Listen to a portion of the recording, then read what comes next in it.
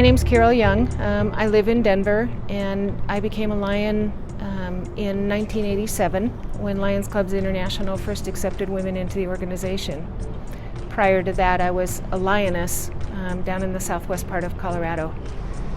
I started out in the year that the eye bank was established, being a volunteer cornea recovery technician for the eye bank, and eventually, several years later, became a member of the board of directors in the late 80s as a special appointee by the district governor.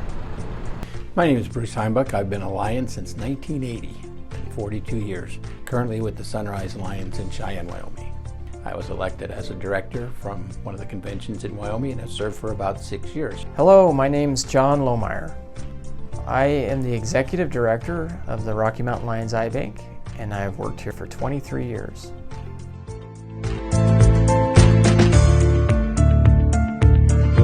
I've always been very passionate and connected with the mission and our purpose, and I've always gained great satisfaction out of knowing that some small part that I've done has helped someone regain sight.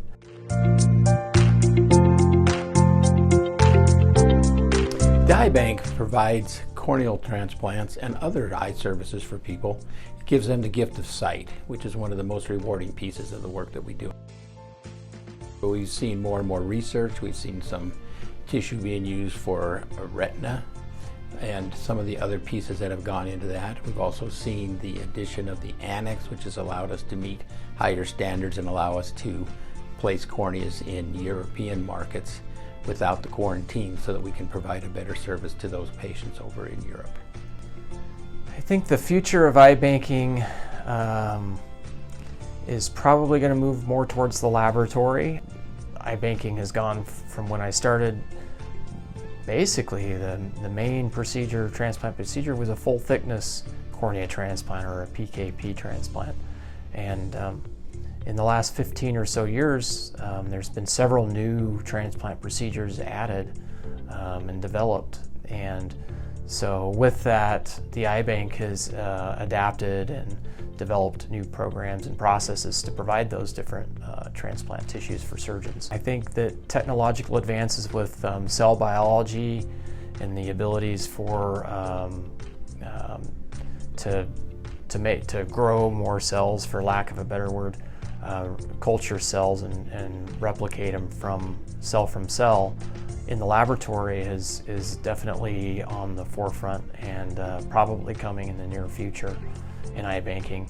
That'll transition a little more emphasis off of the donation side of it, but there still will need to be a source for those cells, and so donation will continue to be an important aspect of what we do in the future of the eye bank.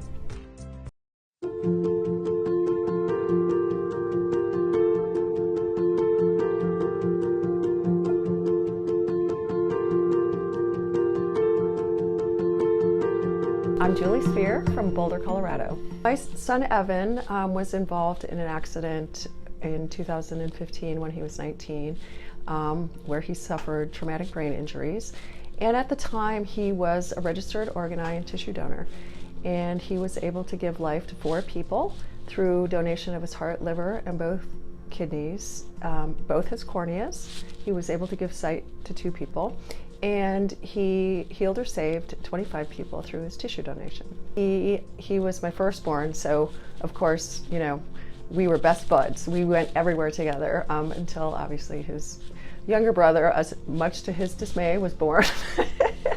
And he was just a giving person, made people smile, was always there, had this gigantic smile, and an ever-present I'm up to something twinkle in his eye, always, always. He was so proud of being Irish. I mean, I couldn't understand it. And so I had promised him that we would visit Ireland when he graduated from college. And unfortunately, he was on his way home from college at the time of his accident.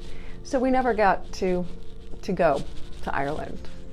And so my younger son and I took Evan's ashes to Ireland about a month after his accident, and Colin scattered his ashes over into the most beautiful landscape, into the sea, and it was, it was a very bittersweet trip, obviously, but I wanted to keep my promise to him, to take him there.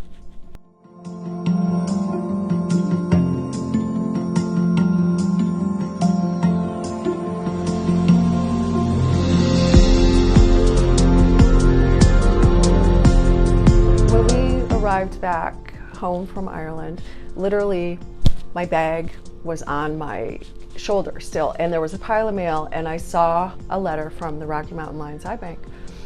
And I opened it, and it was a letter regarding the status of Evan's cornea recipients. And halfway down the page, I read the words that Evan's left cornea was placed with the man residing in Ireland, and his sight was successfully restored.